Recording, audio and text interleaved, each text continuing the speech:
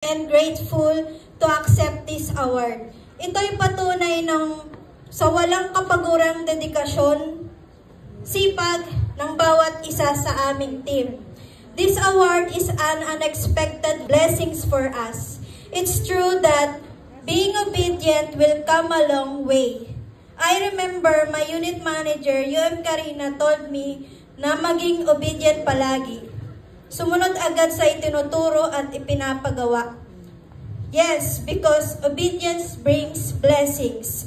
Kaya naman, that's also one of our core values in Fruit of Courage unit: resilience, obedience, adaptable in technology, and relationship. A binding unity wherever we are.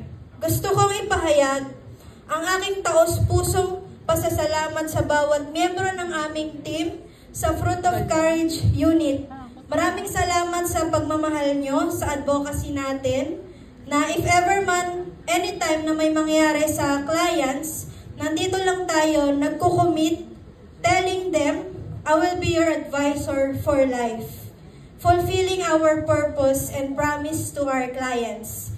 Team, isa ito sa pinakamahirap na misyon or advocacy na meron tayo. Kaya gusto ko lang sabihin sa inyo na proud ako sa bawat isa sa inyo.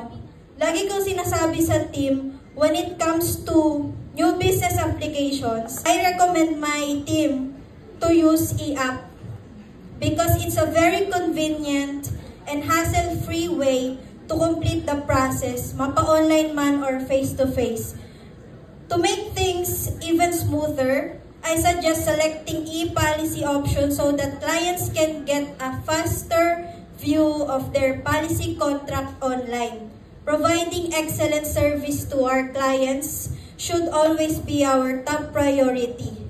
Always doing the right thing for God's glory. Also, I want to thank the leadership of our branch manager, ang aming pinakamamahal na ina, sa Tree of Life NBO, BM Agnes Punsalan, for your unwavering support, guidance, and belief in our team.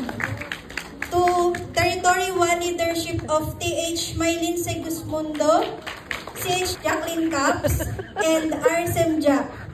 Your trust in our capabilities has been a driving force behind our success. And to my UM Karina Bacani, I am deeply grateful for these opportunities you have provided us to thrive and excel.